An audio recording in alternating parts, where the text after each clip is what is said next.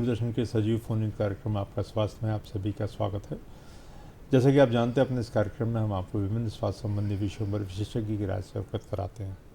आज हम बातचीत करने जा रहे हैं विटामिन डी की कमी के बारे में, और आपको ये जानकर आश्चर्य होगा कि ये छुपी हुई महामारी के समान है। आपको ये भी जानकर आश्चर्य होगा कि इंडिया के अंदर करीब 90% लोगों में विटामिन डी डेफिशिएंसी मिलती है। कई और कंट्रीज़ में भी ये डेफिशिएंसी काफ़ी ज़्यादा मिलती है, और पूरे विश्व में विटामिन डी की डेफिशिएंसी करीब 1 बिलियन लोग हैं जो कि विटामिन डी डेफिशिएंसी से पीड़ित हैं।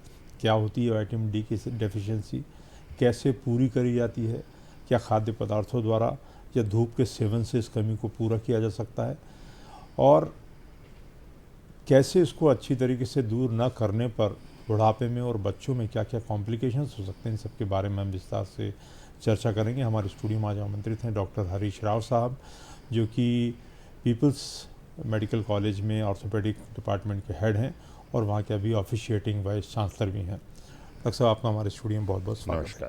नमस्कार। तो डॉक्टर साहब, ये विटामिन डिफिशिएंसी जो आपने ये टॉपिक रखवाया है कि छुपी हुई महामारी, आखिर ऐसा क्यों है? हमारे देश में विटामिन डी डेफिशिएंसी की क्या विकरालता है?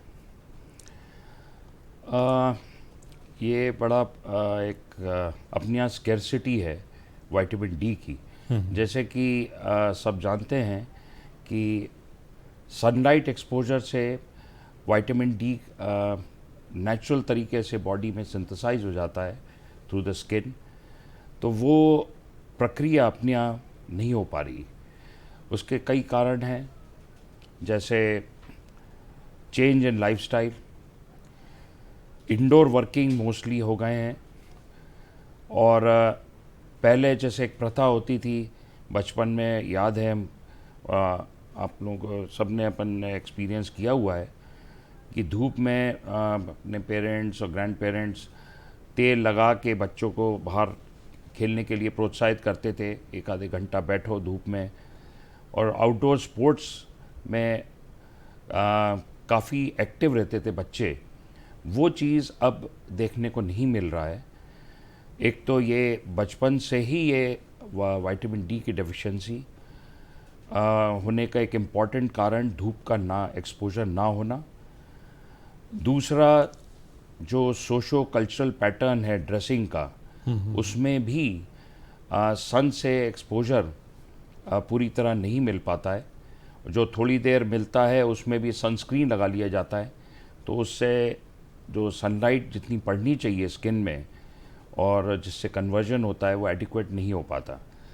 और दूसरा स्रोत जो है विटामिन डी का, वो है डाइटरी सोर्स। जी। अब विटामिन डी एक फैट सॉल्युबल विटामिन है, जैसे कि दूसरे विटामिन है फैट सॉल्युबल ए, ई और के, और vitamin B and C water soluble है। तो जाहिर है कि vitamin D fat soluble vitamin होने से ये एक फैट के बेस में, ऑयली बेस में उपलब्ध होगा। तो डाइट कॉन्शियसनेस के बढ़ने से और हेल्थ कॉन्शियसनेस के वजह से फैट का कंजम्पशन भी कम हो गया है। तो डॉक्टर साहब, आमतौर पर हम ये देखते हैं, जैसे आपने बोला कि अगर मेनली ये धूप से ही लिया जाता है, तो धूप आजकल इतनी कड़ाके की होती है कि आमतौर पर धूप में लोग इतना ज़्यादा खुले रह नहीं पाते। हालांकि हम देखते हैं गोवा में, बाकी जगह विदेशी सैलानी लोग ज़्यादा धूप सेकते हैं हमारे इंडिया में आकर, लेकिन हम लोग के लिए वास्तव में वो धूप सेकना तो बहुत ही मुश्किल का काम होता है, क्योंकि धूप आजकल बहुत तेज़ आती है। तो इसके अलावा जो आपने बोला डाइटरी सोर्स हैं, तो खाद्य पदार्थों में किन खाद्य पदार्थों के अंदर विटामिन डी जो है प्रचुर मात्रा में पाया जाता है? जी, विटामिन डी मोस्टली फ़िश, जो साल्मन फ़िश कहलाती है, वेस्ट में मिलती है। इंडिया में हिल्सा मछली, कुछ मशरूम्स के टाइप्स हैं, शटाके मशरूम, माइटाके मशरूम्स, जो बाहर धूप में होते हैं, तो इनके कंजम्पशन से विटामिन डी की भरपाई हो सकती है, लेकिन ये आम तौर पे मिलते नहीं हैं ये।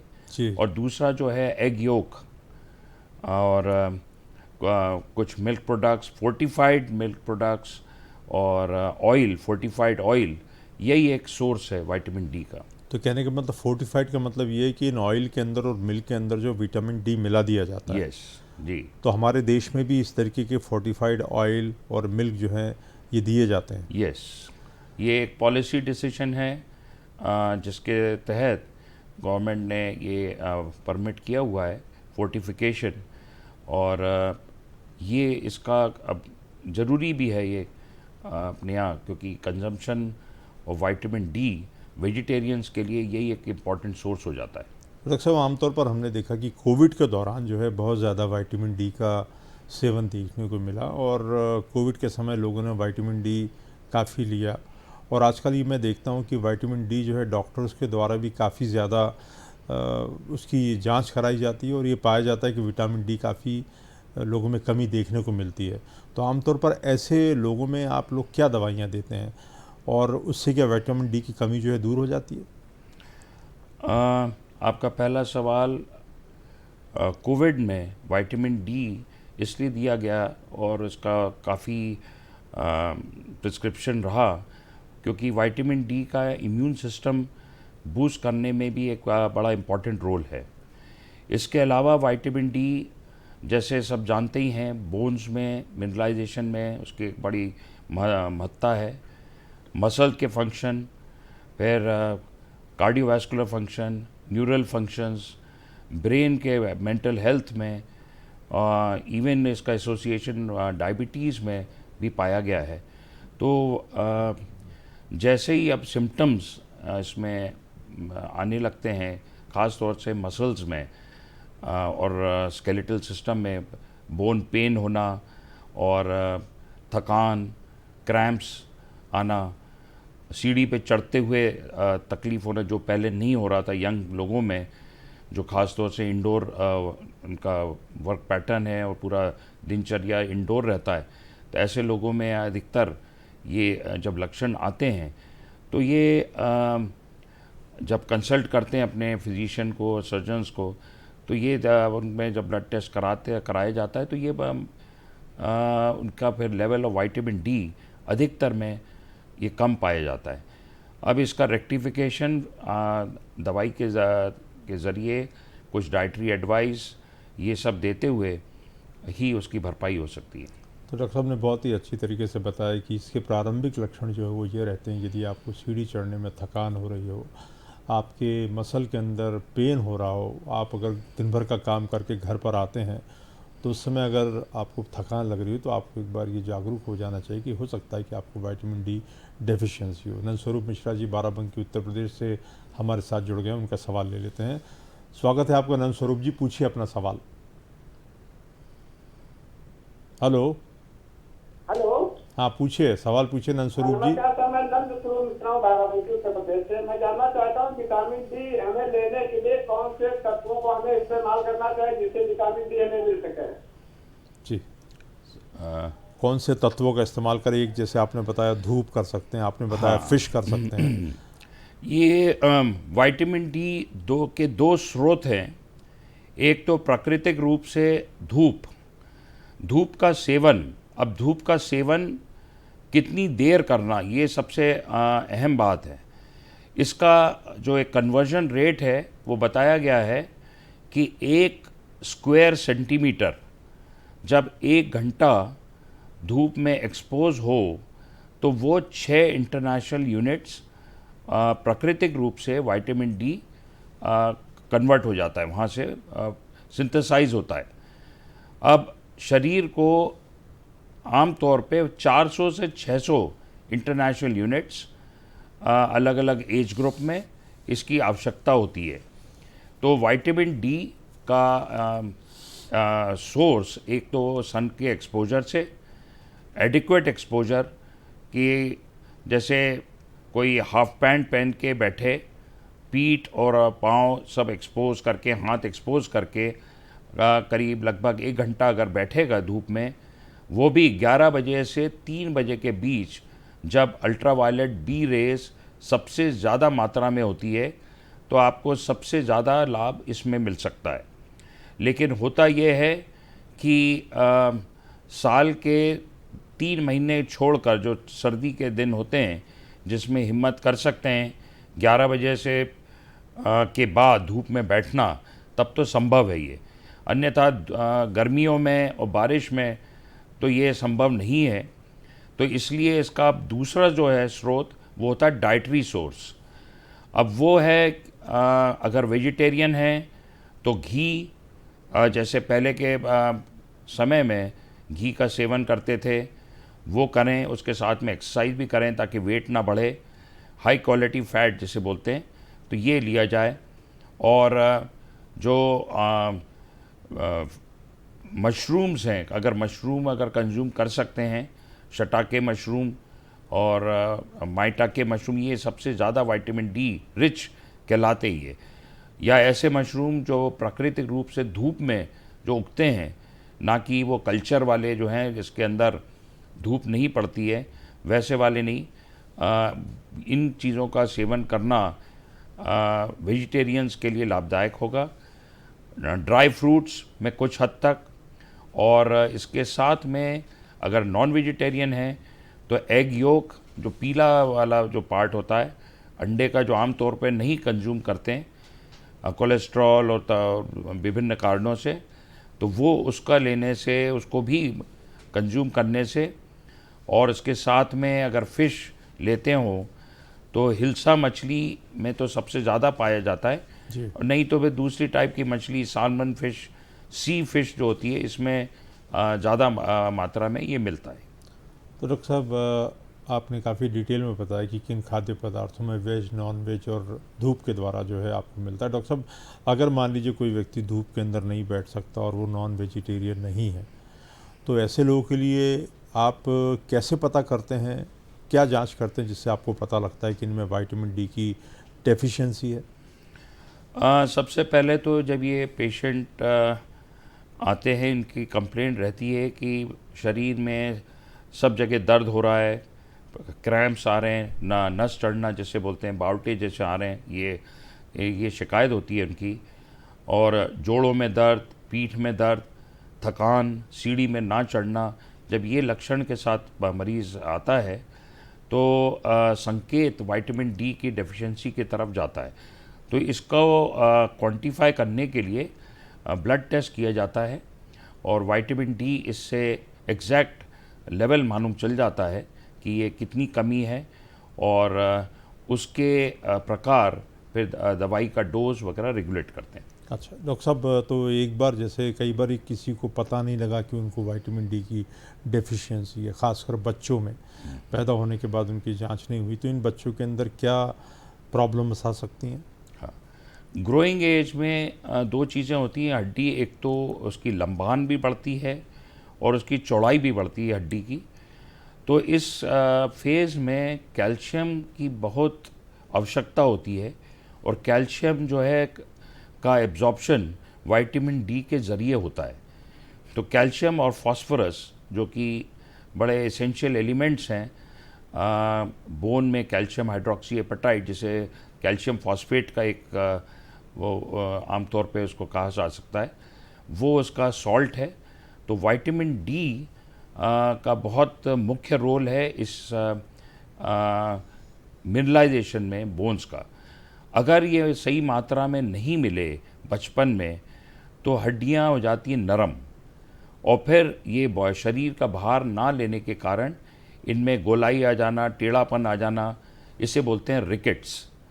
और वही चीज़ जब एडल्ट्स में होता है तो हड्डी की ग्रोथ तो कंप्लीट हो गई होती है, लेकिन हड्डी फिर नरम होना चालू हो जाती है, तो इसको बोलते हैं ऑस्टियोमलेशिया।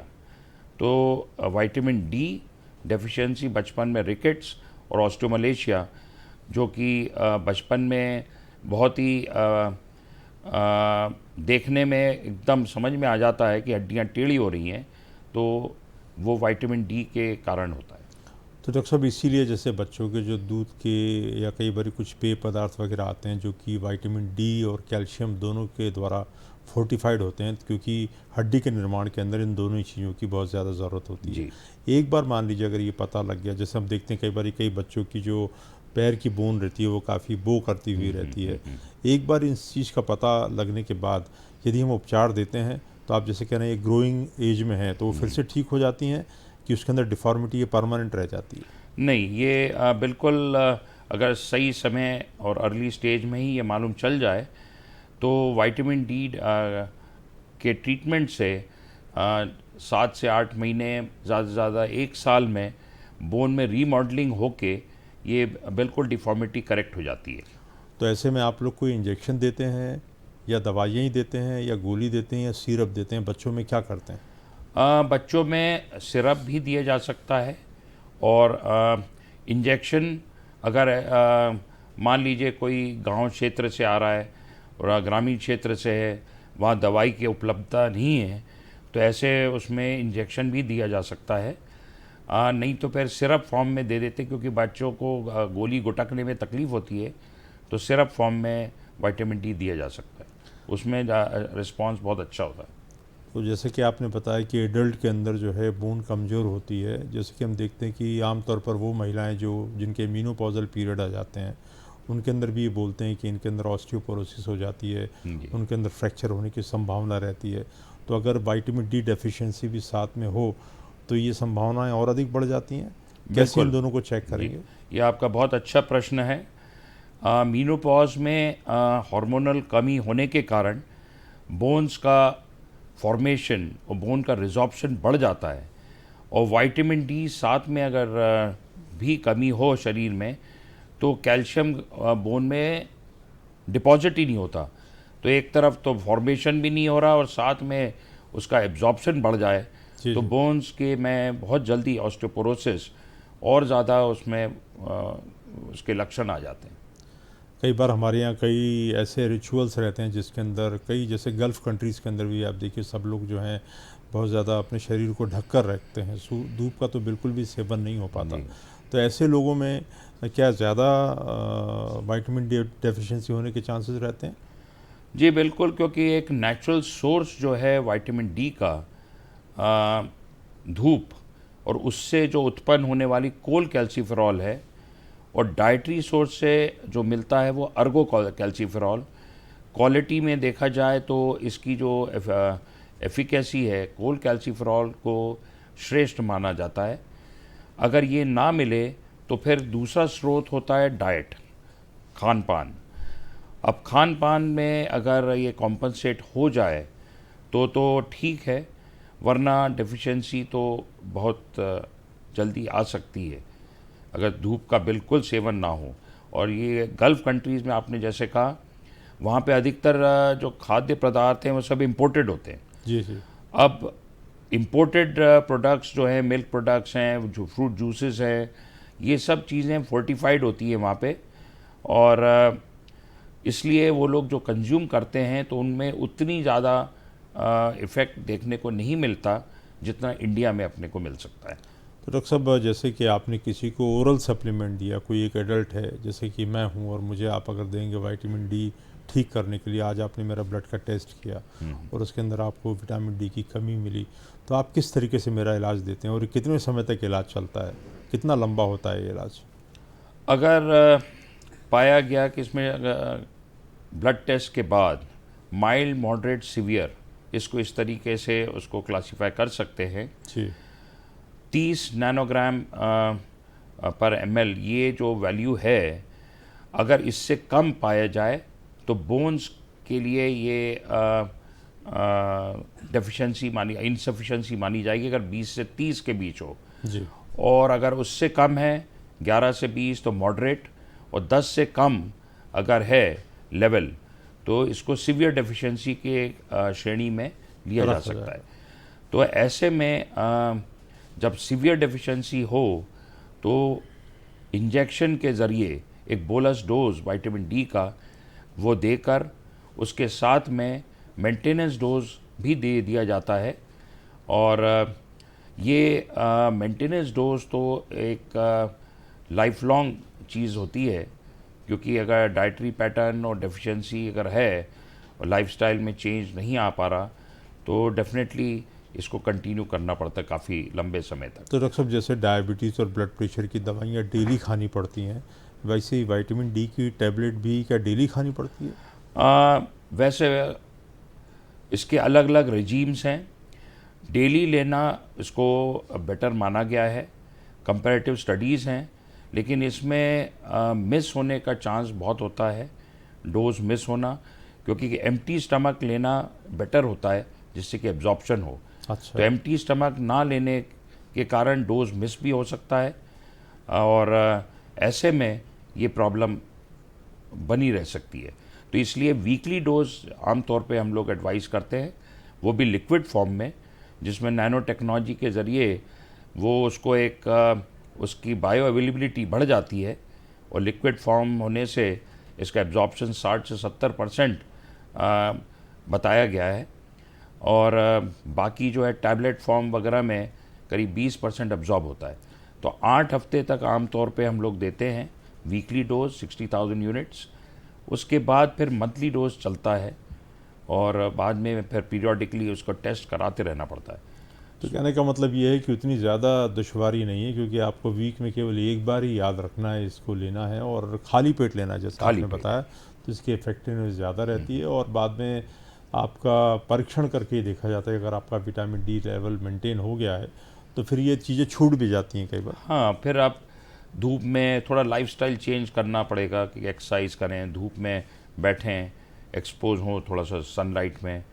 तो डाइटरी पैटर्न में भी अगर चेंज आ सकता है कि फ़िश और एग और ड्राई फ्रूट्स वगैरह ये रेगुलरली ले सकते हैं। और ये जो आजकल लोग, जो यूथ लोग स्मोकिंग करते हैं, अल्कोहल लेते हैं, या अर्ली एज में डायबिटीज़ हो रही लोगों को, क्योंकि now India is a diabetic capital of world, Yes, yes. तो इन लोगों के अंदर विटामिन डी की डेफिशिएंसी ज़्यादा देखने को मिलती है। कोई एसोसिएशन है क्या स्मोकिंग और या अल्कोहल का भी? इसमें एसोसिएशन है, डायबिटीज़ का विटामिन डी से एसोसिएशन अभी पाया जा रहा है जी। और इस पे और भी स्टडीज़ हो रही हैं और डेफिनेटली इन पेशेंट्स में भी विटामिन डी की डेफिशिएंसी पाई जाती है, तो उसमें एडमिनिस्टर करते हैं। क्या अब विटामिन डेफिशिएंसी कभी कार्सिनोजन भी हो सकती है?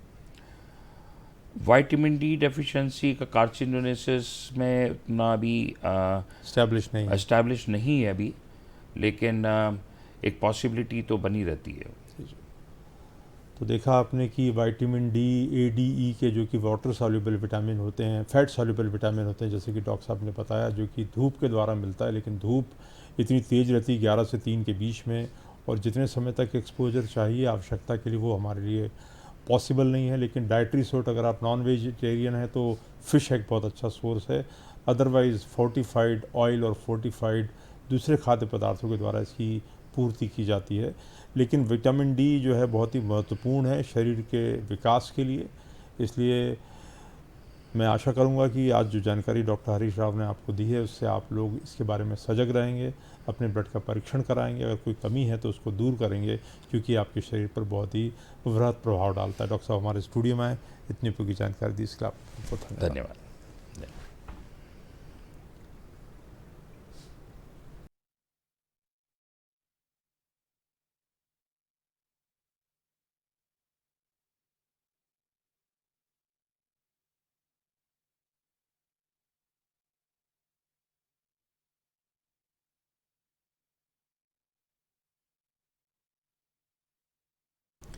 नमस्कार, एक बार फिर स्वागत है आपका दूरदर्शन के सजीव फोन इन कार्यक्रम आपका स्वास्थ्य में। और अब इस दूसरे भाग में हम बातचीत करने जा रहे हैं रक्त से संबंधित बीमारियों के बारे में।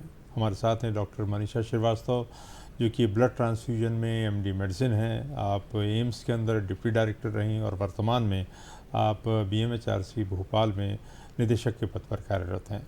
डॉक्टर मनीषा, आपको बहुत बहुत स्वागत है। धन्यवाद। जैसे कि आज का हमारा टॉपिक है कि रक्त से संबंधित बीमारियां, खून जो है वो बहुत ही उपयोगी है शरीर के लिए और वो हर जगह दौड़ता है, तभी शरीर के सारे अंग चलते हैं। लेकिन कई बार इस रक्त के अंदर ख़राबी जब आती है तो पूरा शरीर उससे प्रभावित हो जाता है।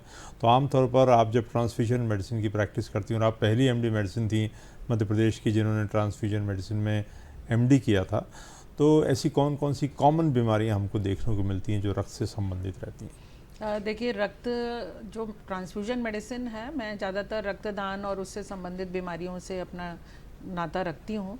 तो शुरू से ही जो सबसे कॉमन है और जो भारत में ही सबसे कॉमन है वो है न्यूट्रिशनल अनीमिया, यानी कि खाने में कमी की वजह से हीमोग्लोबिन में आयरन की कमी होना और हीमोग्लोबिन की कमी होना, जिसको हम लोग एनीमिया कहते हैं। तो ईमिया मतलब कमी और एन मतलब नहीं। तो रक्त की जब भी रक्त कोशिकाओं में, लाल रक्त कोशिकाओं में हीमोग्लोबिन की कमी होती है तो वही सबसे कॉमन बीमारी है। तो हमारे यहाँ जो सबसे कॉमन इन्वेस्टिगेशन है वो भी है मैडम CBP, और उसके अंदर हम लोग हीमोग्लोबिन देखते हैं हमेशा। अब हीमोग्लोबिन कभी किसी का 15 आ जाता है, कभी किसी का 10 आ जाता है, कई बार कोई महिलाएं ऐसी आती हैं जिनका हीमोग्लोबिन 6 और 5 भी आ जाता है। तो अब ये एनीमिया किसको बोलते हैं आप, और फिर इसमें ट्रीटमेंट क्या शुरू कर देते हैं? देखिए, अनीमिया की परिभाषा तो महिलाओं में 11 से यदि कम होता है तो अब अनीमिया बोलते हैं, और आदमियों में 13 से कम होने पर अनीमिया बोलते हैं। बट ये व्यक्ति पर बहुत निर्भर करता है, व्यक्ति टू व्यक्ति।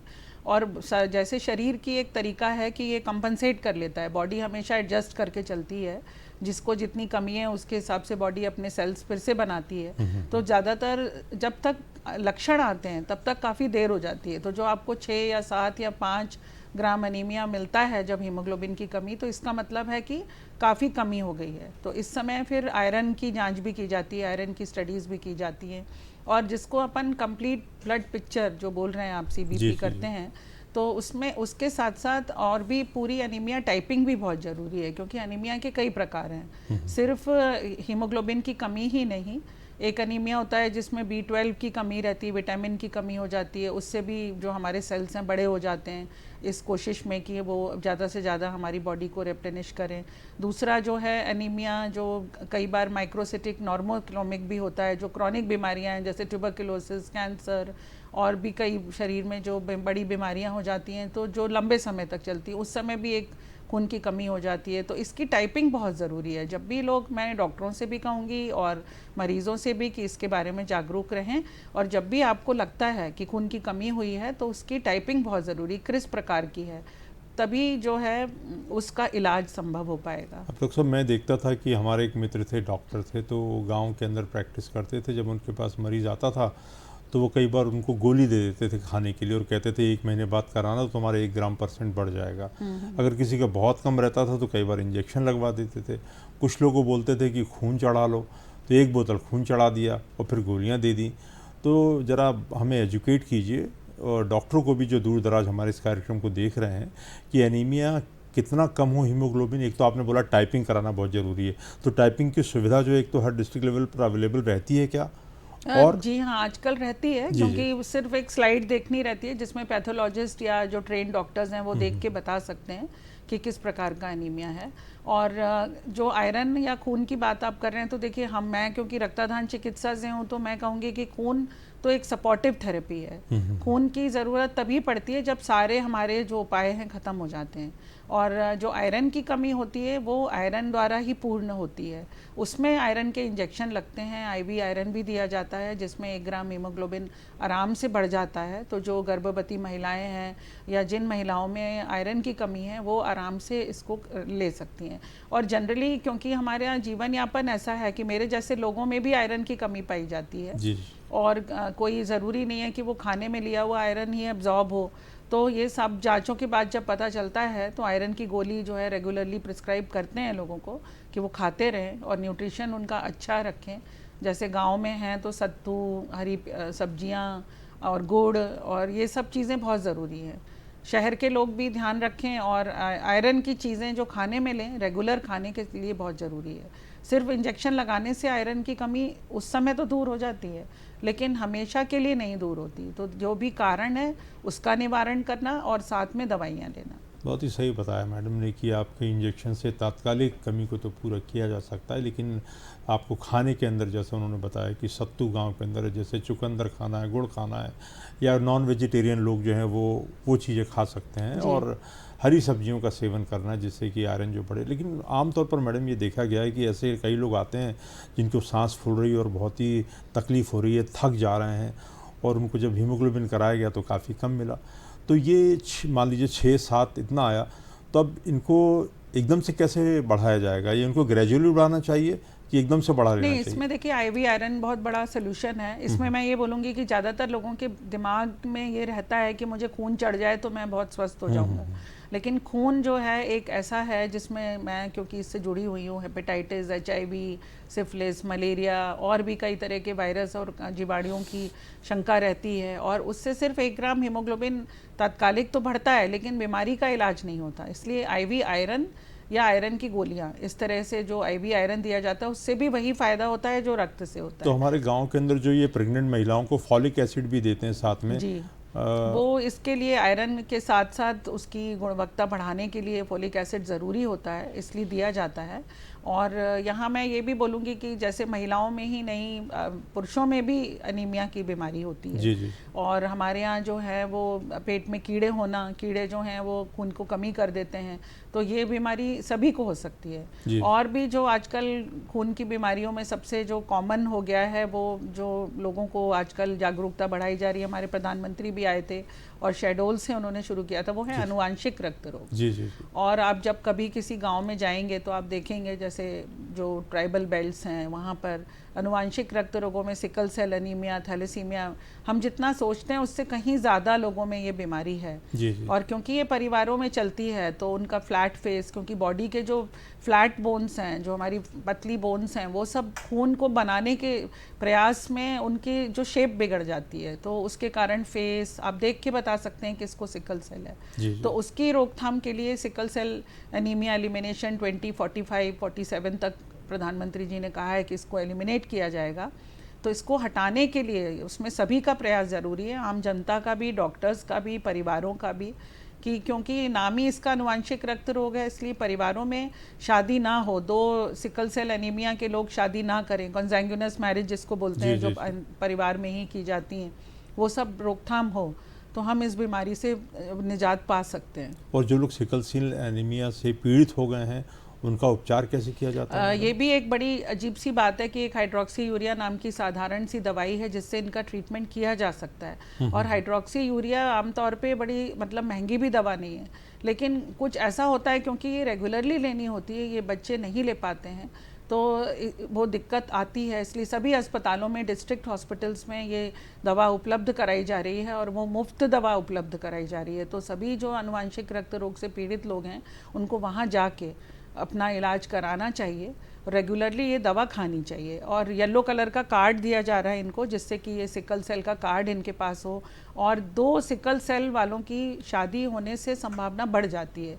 इसलिए यह जानकारी देना कि 2 बीमारी के लोग शादी ना करें, और इन लोगों में रक्त की ज़रूरत इतनी ज़्यादा नहीं पड़ती है, तो कई बार गलती से भी बहुत ज़्यादा रक्त वगैरह चढ़ा देते हैं और ये सोच के कि ये थैलेसीमिया है या कोई और अनुवांशिक रक्त रोग है। लेकिन ऐसा कहते हैं मैडम कि सिकल सेल एनीमिया वाले जो रहते हैं उनकी आयु बहुत ज़्यादा नहीं होती, वो कम समय में ही काल कवलित हो जाते हैं। क्या इनकी लॉन्गेविटी बढ़ाने के लिए कुछ उपचार आ गए हैं क्या? नहीं, जो माइनर वाले हैं वो तो जीवन अच्छे से यापन कर सकते हैं, और जो मेजर वाले भी हैं उनमें हाइड्रोक्सी यूरिया यदि वो रेगुलरली खाएंगे और अपने सिम्टम्स का ट्रीटमेंट कराएंगे तो वो अच्छा जीवन यापन कर सकते हैं। और कुछ आयुर्वेदिक दवाइयाँ भी हैं जो हाइड्रोक्सी यूरिया के साथ प्रिस्क्राइब की जा रही हैं, जिससे देखा गया है कि उनकी लॉन्गेविटी बढ़ गई है। जी, जैसे मैडम आपने थैलेसीमिया के बारे में बात करी, और हमारे यहाँ तो लोगों ने थैलेसीमिया क्लब बना लिए हैं और इसके अंदर बच्चों को शायद बार बार ब्लड देने की ज़रूरत पड़ती है।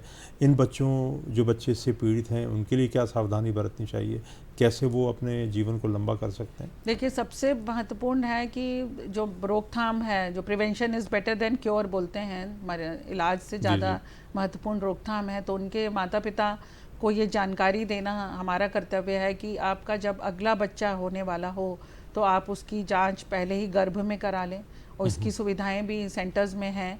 और बाकी जो अपना एक बच्चा यदि ऐसा हो गया है जिसको थैलेसीमिया मेजर है तो उसकी रेगुलर ट्रीटमेंट कराएं, उसको फिल्टर्ड ब्लड जिसमें कि वाइट ब्लड सेल्स ना हो, रेगुलर ब्लड ट्रांसफ्यूजन मिले, और उसको सिम्टोमेटिक जितने भी और लक्षण हैं, जैसे आयरन की बहुतायत से भी प्रॉब्लम होती है, कमी से तो हो ही रही है, लेकिन इन बच्चों को क्योंकि हम रक्त देते हैं बार बार तो उनमें आयरन ज़्यादा हो जाता है और वो ऑर्गन्स में जमा हो जाता है, जैसे लिवर में, किडनी में, और तो शरीर में इससे बहुत उनको तकलीफ होती है। तो ये इसके लिए भी आयरन चिलेटर्स होते हैं, वो भी दिए जा रहे हैं फ्री ऑफ कॉस्ट। ये सारी सुविधाएं रक्त से पीड़ित अनुवांशिक रक्त रोगों के लोगों को मुफ्त उपलब्ध कराई जा रही है सरकार द्वारा, तो उसकी जागरूकता रखें और ट्रीटमेंट कराएं। तो एक ऐसे पेशेंट मिले थे जिनको ऐसा था कि अगर उनको कोई चोट लग जाए तो उनका रक्त प्रवाह जो है रुकता नहीं था, ये भी कोई अनुवांशिक बीमारी होती है? हाँ जी, ये फैक्टर 8 की अनुवांशिक बीमारी है जिसको हम लोग हीमोफीलिया कहते हैं। आपने कभी गांव वगैरह में देखा होगा या इवन शहरों में कि जब थोड़ा हम लोग बड़े होते हैं तो हमारी जॉइंट्स में जो है खून भर जाने की वजह से, या आपको लोग लकड़ी लेके चलते हुए दिखेंगे, तो ये मतलब पुरुषों में ज़्यादा होती है ये बीमारी, और महिलाएं इसकी कैरियर होती हैं। तो ये भी एक तरीके का आनुवंशिक रक्त रोग है, जो खून को एकत्र करने वाला जो एक एलिमेंट होता है फैक्टर 8, वो ना होने की वजह से रक्तस्राव हो जाता है जॉइंट्स वगैरह में, तो उसके पेन होते हैं। और ये भी ऐसी फैमिली जो एक ब्रिटेन में राजा हुआ करते थे, उनकी पूरी फैमिली को थी ये बीमारी, तो उससे ज्ञात हुआ कि ये एक ऐसी आनुवंशिक रक्त रोग है। तो इनकी सबकी जागरूकता और लोगों में ये फीलिंग कि ये मतलब लाइलाज है ऐसा नहीं है, लेकिन नेक्स्ट जनरेशन में ये ना जाएं, इसका कर्तव्य सब हमारा है, हमारे परिवारों का है और डॉक्टर्स का है जो इनको ट्रीटमेंट देते हैं। डॉक्टर साहब, डॉक्टर मुकेश साहू जी हमारे साथ जुड़ गए हैं, उनका सवाल ले लेते हैं। स्वागत है आपका डॉक्टर मुकेश, पूछिए अपना सवाल। हेलो जी पूछिए साहू साहब, पूछिए सवाल पूछिए, आपकी आवाज़ आ रही है। डॉक्टर साहब आवाज आ रही है क्या? हाँ आ रही है, पूछिए। आवाज आ रही है क्या मेरी? आ रही है, पूछिए सवाल पूछिए आपका। आपकी आवाज क्लियर नहीं आ रही मेरे को। जी पूछिए। हाँ मैडम, गुड इवनिंग, मैं डॉक्टर प्रदीप साहू भोपाल से। जी नमस्कार। मैं मैडम से ये पूछना चाहता हूँ, आज आपका टॉपिक जो है चर्चा का विषय रक्त से संबंधित बीमारियां। जी। मैडम ये बताइए कि रक्त से संबंधित तो बहुत सारी बीमारियां होती हैं, वो कौन सी ऐसी बीमारियां हैं जो जानलेवा हो सकती है ब्लड कैंसर के अलावा रक्त से संबंधित, ये बताइए, ताकि आदमी को पहले से प्रिवेंशन या प्रिकॉशन रखने में हेल्प मिले। जी जी, देखिए रक्त से संबंधित में ये बोलेंगे कि जो रक्त के द्वारा होती हैं या रक्त से फैलती हैं या रक्त में हो जाती हैं, उनमें सबसे जो डरावनी बीमारी जो सब लोग जानते हैं वो HIV है, जो कि गलत ट्रांसफ्यूजन या गलत व्यक्ति के साथ में संभोग करने से होती हैं। लेकिन ये इनका जो वायरस है वो कई दिनों तक रक्त में रहता है, और रक्त जो गलत व्यक्तियों द्वारा रक्तदान कर दिया जाता है और लोगों को चढ़ाया जाता है, उससे हेपेटाइटिस होती है। हमारे देश में 43 मिलियन हेपेटाइटिस कैरियर्स हैं और 15 मिलियन हेपेटाइटिस सी के कैरियर्स हैं। तो हम लोग बी और हेपेटाइटिस सी से भी बहुत ज़्यादा अभी सरकार ने उनका भी ट्रीटमेंट फ्री कर दिया है, जो लिवर को अफेक्ट करती हैं। तो कुछ चीज़ें, कुछ बीमारियां इस तरह से ट्रांसमिट होती हैं। एक जो आपने अभी सुना होगा जो हो ही रही है, डेंगू है। डेंगू जो है वो मलेरिया जैसी ही एक बीमारी है, जो मच्छर जिसका वेक्टर है वो वायरस से होती है, और इसमें प्लेटलेट की कमी हो जाती है जो रक्तस्राव होकर लोगों को चकत्ते बन जाते हैं। तो कुछ बीमारियां ऐसी भी हैं जो इनमें ध्यान देने की ज़रूरत है।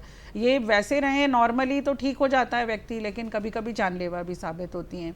ब्लड कैंसर तो इतना कॉमन नहीं है, हाँ जानकारी के उससे इतना अनकॉमन भी नहीं है, लेकिन मैं ये बोलूँगी कि जो आनुवांशिक रक्त रोग हैं ये बहुत कॉमन है और ट्राइबल पॉपुलेशंस में ज़्यादा होते हैं, सिंधीज़, पंजाबीज़ इनमें होते हैं, लेकिन ऐसा नहीं है कि ये बाकी समुदायों में नहीं होते हैं।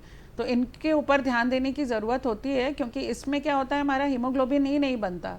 तो कुछ जो जैसा डॉक्टर साहब बता रहे थे कि जो है जीवन थोड़ा सा कष्टमय हो जाता है और कम हो जाते हैं हमारी आयु, तो इस वजह से इसके ऊपर ध्यान देना बहुत ज़रूरी है।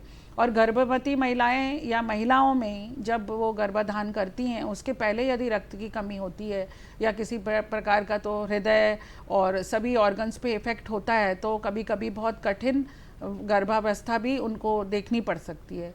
तो ये सारी चीज़ें जो हैं वो रक्त की वजह से जो होती हैं बीमारियां, उनके लिए हमें ध्यान रखने की ज़रूरत है। बहुत ही अच्छी तरह मैडम ने बताया कि सबसे ज़्यादा वो है कि जैसा उन्होंने बोला कि prevention is better than cure. जो आनुवांशिक बीमारियां हैं, अगर उसके बारे में सही तरीके से प्रचार प्रसार किया जाए तो निश्चित रूप से ऐसे इंसिडेंसेस कम होंगे। आपने जैसे बताया कि HbA1c जो है, HIV तो एक तरफ है ही, जिसके बारे में बहुत ज़्यादा पैसा भी खर्च किया जाता है नैको के द्वारा, और बहुत सारा विश्व स्तर पर भी पैसा खर्च किया था। लेकिन HbA1c जो है, ये बीमारी से भी कई लोग पीड़ित रहते हैं और कई बारी काफ़ी बुरी उनकी स्थिति हो जाती है। ऐसे क्यों होता है कि कई लोग का तो लीवर पूरा ख़राब हो जाता है, कई लोग पॉजिटिव होते हैं लेकिन तो भी उनको कुछ नहीं होता? बेसिकली देखिए, इसके म्यूटेंट्स भी होते हैं, कैरी करते हैं ब्लड में, लेकिन ये लॉन्ग टर्म में यदि इसका इलाज नहीं हुआ या जानकारी नहीं मिले तो इसके कैरियर्स होते हैं। जब हमारे यहाँ ब्लड देने लोग आते हैं, उसमें से 100 में से 2 लोगों को हेपेटाइटिस बी निकलता है जी।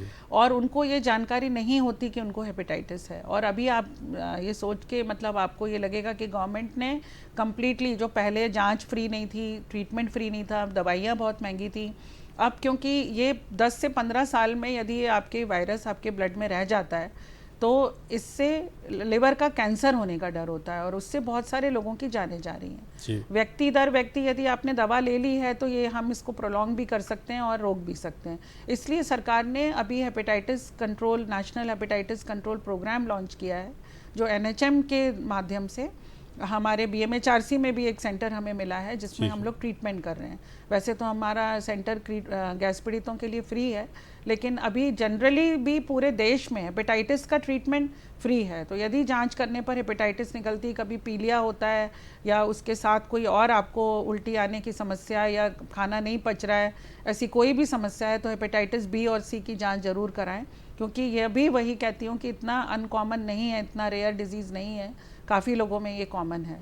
तो कहते हैं कि हेपेटाइटिस B की जो दवाइयाँ होती हैं वो बहुत महंगी आती हैं।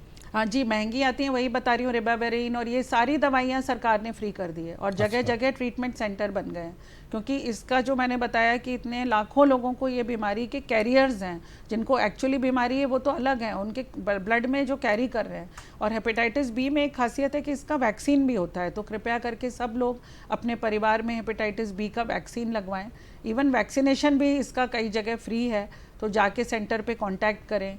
जैसे हमारे हेल्थ केयर वर्कर्स हैं जो अस्पतालों में काम करते हैं, सफाई कर्मचारी हैं, या जो भी ब्लड और ब्लड से या इंजेक्शन से या किसी भी प्रकार से डील करते हैं, तो उनको हेपेटाइटिस B का वैक्सीन जरूर लगाना चाहिए। कितने इंजेक्शन लगते हैं मैडम? इसके 3 इंजेक्शन लगते हैं। पहले महीने में 0, 1, 6 बोलते हैं हम लोग, 1 महीने बाद और फिर 6 महीने बाद। पूरी डोज लेने के बाद इसकी एंटीबॉडीज़ की जाँच करा के कम से कम 5 साल से 10 साल आप फ्री हो जाते हैं ये लगवाने के बाद। पर जैसे हम और आप जैसे डॉक्टर्स हैं, उन लोगों को रेगुलर कभी कभी एंटीबॉडीज़ चेक करा के और बूस्टर डोज लेनी पड़ती है, क्योंकि इससे बचाव संभव है। हेपेटाइटिस C का ज़रूर वैक्सीन नहीं है और वो ख़तरनाक है, जो आप बता रहे थे कि कुछ लोगों में ज़्यादा फास्ट होता है, तो वो जिनमें हेपेटाइटिस C होता है उन लोगों में बहुत फास्ट स्प्रेड होता है और कैंसर भी होने की संभावना रहती है। तो इससे बचाव का यही तरीका है कि आप जो है यूज्ड इंजेक्शंस ना लगवाएं। कहीं देखें तो डिस्पोजेबल सिरिंज से ही आपकी जांच हो, किसी लैब में ब्लड सैंपल देने जाएं या कोई घर पे लेने आए तो नई सिरिंज से ही वो ब्लड ले।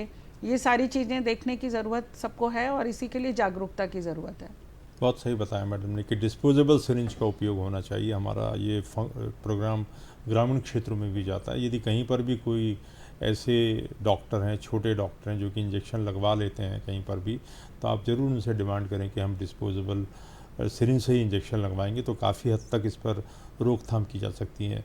डॉक्टर मनीषा, आप जो है ब्लड बैंक की इंचार्ज भी रही थी एक ज़माने में BMHRC में, और उस ज़माने में काफ़ी ब्लड के कंपोनेंट जो रहते थे, प्लेटलेट और ये सारी चीज़ जो आपने बताया कि डेंगू में जिनकी ज़रूरत पड़ती है, तो ये जो ब्लड जो हमारे यहाँ लोग जो रक्तदान के लिए लोग बहुत पीछे रहते हैं, ये कैसे इसको बढ़ाया जा सकता है? क्योंकि कई बारी खून ही जो किसकी ज़रूरत बहुत रहती है। हाँ जी, ये भी लिंक्ड एक टॉपिक है, क्योंकि देखिए आज हम रक्त से संबंधित बीमारियों की बात कर रहे हैं, तो एक हमारे यहाँ मिथ्याएं ज़्यादा हो जाती हैं।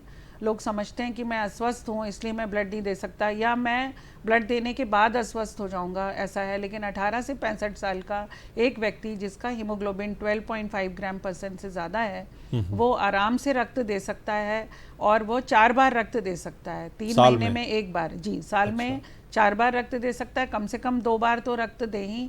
और रक्तदान करने से कोई समस्या मेजरली आती नहीं है यदि आप स्वस्थ हैं, और पूरी जांच करने के बाद ही रक्त लिया जाता है। हीमोग्लोबिन की जांच होती है, आपके स्वास्थ्य की जानकारी ली जाती है, तभी आप रक्तदान करते हैं। और रक्तदान करेंगे तो कंपोनेंट्स बनेंगे, लोगों की जान बचेगी। जैसे कभी किसी व्यक्ति को तो ज़रूरत नहीं होती, लेकिन कोई यदि रक्त के कैंसर से पीड़ित है या वो कीमोथेरेपी या रक्त का ये कैंसर का इलाज करा रहा है, तो सडनली उसके प्लेटलेट्स और ये डाउन होते हैं, उनको रक्त की ज़रूरत पड़ती है। तो रक्त कहीं कहीं तो जीवनदायक है और कहीं कहीं इसके कारण परेशानियां भी आ रही हैं। तो ये आपने देखा होगा कि एक बैलेंस हम सोसाइटी में लेके चले तो हम रक्त को सही व्यक्ति के लिए इस्तेमाल कर सकते हैं और लोगों की जान बचा सकते हैं। तो ये कहाँ तक उचित है मैडम कि एक साथ अगर आप बहुत सारा रक्त ले लेते हैं डोनेशन के अंदर, जी जी, और कई बार आप उसको, रक्त की तो एक लाइफ होती है, जी। तो ये उचित है कि इस तरीके के कैंप किए जाएं जैसे हाँ। करे जाते हैं, या फिर उनकी लिस्ट बनाकर रख ली जाए, जब ज़रूरत हो उनको बुलाकर तब नहीं, रक्त ले देखिए लिया हमारे यहाँ जो डोनर्स आते हैं, यदि वो रेयर ब्लड ग्रुप के हैं या हमें उस समय उस वक्त रक्त की ज़रूरत नहीं है और वो हमें बताते हैं कि हम ए नेगेटिव हैं, ए बी नेगेटिव हैं, तो हम उनका रजिस्ट्रेशन कर लेते हैं। जी जी जी। उनको हम लोग काउंसिल भी करते हैं, उनको पूरी जानकारी देते हैं कि रक्तदान से क्या फ़ायदे हैं, क्या आपको कब रक्तदान करना चाहिए, लेकिन हम उनसे कहते हैं कि ज़रूरत पड़ने पर हम आपको बुलाएंगे। तो इवन सरकार ने प्रतिबंध लगा दिया मेगा कैंप्स पे, जो दिखाने के लिए कि आज मैंने 1000 रक्त कलेक्ट किया जी, जी, जी। या मैंने 5000, क्योंकि उसकी लाइफ सिर्फ 35 से 42 दिन है। तो जो रक्त आप कलेक्ट कर रहे हैं वो उसी तरीके से है कि जैसे हम घर में जितनी हमें ज़रूरत है उतना सामान लाते हैं ना, हमारे यहाँ जगह रहती है क्योंकि हमारे फ्रिज वगैरह में भी जो है एक ब्लड बैंक limitation में रहती जगह है। नहीं रहती है, तो हम अपनी ज़रूरत के हिसाब से ही कलेक्ट करें तो बेहतर है। तो ऐसे कौन कौन से लोग हैं जो रक्त नहीं दे सकते, जो कि 20 से 65 साल के बीच के हैं? कौन सी बीमारियां हैं जी। जिनमें रक्त देना कॉन्ट्राइंडिकेटेड है? देखिए, सबसे पहले तो वजन है। वजन 45 किलो से यदि कम है, कई बार हमारे यहाँ इच्छुक लोग आते हैं पर उनका वजन कम होता है, ओह, और जो कई बार लड़कियां हैं जो डाइटिंग कर रही होती हैं, उनका हीमोग्लोबिन कम होता है, तो 12.5 ग्राम % से कम हीमोग्लोबिन है तो वो रक्त नहीं दे पाते हैं। उसके अलावा यदि कोई भी आपको इन्फेक्शन है, उस समय आप बुखार से पीड़ित हैं या कोई फोड़े फुंसी हुए हैं, क्योंकि रक्त एक बहुत अच्छा मीडियम है जहाँ पे बैक्टीरिया डेवलप हो जाते हैं, जी, तो जी। हम पूरी जांच करते हैं, तभी करते हैं जो मेजरली जिनको कोई हार्ट की ऑपरेशन हुई है या डायबिटीज़ में इंसुलिन डिपेंडेंट है, वो नॉर्मल लोग तो दे सकते हैं क्योंकि इतना कॉमन है डायबिटीज़ हाइपरटेंशन की। यदि हमने लोगों को रिजेक्ट करना शुरू किया तो तो बहुत सारे लोग फिर reject सब करेंगे। रिजेक्ट हो जाएंगे। और जो दवा पे जिनकी बीमारियां कंट्रोल्ड हैं वो लोग आराम से रक्त दे सकते हैं, लेकिन किसी को यदि कैंसर हुआ है, कोई बहुत क्रॉनिक उसकी वजह से ट्यूबरक्लोसिस के ट्रीटमेंट पर है, स्टेरॉइड पर है, किसी को रिसेंटली डेंगू चिकनगुनिया हुआ है, इसी तरह के लोग हैं जिनको हम लोग रिजेक्ट करते हैं। अदरवाइज मोस्टली जो है नॉर्मल हेल्दी आदमी जो अपना जीवन यापन रूटीनली कर रहा है वो रक्तदान कर सकता है। और 65 साल से उम्र जिनकी ज़्यादा होती है उनका नहीं लेते हैं, और माइनर लोग जो 18 साल से कम है। तो ये सही है कि रक्तदान जब लोग कर लेते हैं तो उनको कुछ पेय पदार्थ लेना चाहिए, तो थोड़ा हाँ, रक्तदान में देखिए क्या है, 350 ml है, कोई ज़्यादा नहीं रहता। हमारी बॉडी में 5 लीटर ब्लड होता है, तो 350 ml ज़्यादा नहीं होता जो हम लेते हैं। उसमें से भी करीब 100-120 ml तो वेट होता है हमारे सेल्स का होता है, तो उतना हम लोग लूज़ नहीं करते। ये जी, एक जी। होता है एक मानसिक तौर पे, या ये कह लीजिए साइकोलॉजिकली हमें ऐसा लगता है। हम जो नाश्ता वगैरह देते हैं या पानी देते हैं डोनर्स को, वो हम सिर्फ एक ऑब्जर्वेशन के पॉइंट ऑफ व्यू से देते हैं। तो कई बार लोगों में ये भ्रांति हो जाती है कि हमें खूब ज़्यादा खा के ही रक्त देने आना चाहिए या खूब ज़्यादा खाना चाहिए रक्तदान करने के बाद, तो ऐसा नहीं है। नेचुरल प्रोसेस है, बॉडी में सेल्स अपने आप बनती हैं, अपने आप मरती हैं, तो जब भी रक्त आप लोग दान करेंगे तो आपकी कोई ऐसी मेजर कमी आपके शरीर में नहीं आएगी। लेकिन बहुत ज़्यादा धूप में ना जाएं, बहुत ज़्यादा ऐसा कोई क्रियाकलाप ना करें, जिम में एकदम से जाके एक्सरसाइज ना करें, क्योंकि ब्लड निकलता है तो थोड़ा बहुत रेस्ट की ज़रूरत होती है बॉडी जी, को। जी, जी। बट जो मेरा पर्सनल ऑब्जर्वेशन है कि नॉर्मल एक्सरसाइज, नॉर्मल जीवन आप कर सकते हैं, कोई दिक्कत होती नहीं है। बहुत ही सही बताया मैडम ने कि एक तो रक्त से संबंधित कॉमन बीमारियां कौन सी हो सकती हैं, और सबसे बड़ी बात जो उन्होंने बताई, जो सिकल सेल एनीमिया, जो प्रधानमंत्री जी भी प्रोग्राम चला रहे हैं, इसके बारे में जानकारी होना, जो भी जन्मजात ऐसी सेक्स लिंक जो रहती हैं बीमारियां, इनको अनुवांशिकी जो रक्त की बीमारियां, उस पर विशेष ध्यान देने की ज़रूरत है, क्योंकि इसमें हम प्रिवेंशन कर सकते हैं। और रक्तदान जो है एक बहुत ही बड़ा दान है, जिससे आप लोगों को बहुत जीवन दे सकते हैं। कई दुर्घटनाग्रस्त व्यक्तियों को कार्डियक सर्जरी के अंदर सब जगह रक्त की ज़रूरत पड़ती है, और रक्त से एक नहीं उसके कई कंपोनेंट बनाकर भी ये मरीजों की जान बचाते हैं। आपने बहुत ही रोचक जानकारी दी डॉक्टर मनीषा, आपका बहुत बहुत धन्यवाद। धन्यवाद, नमस्कार।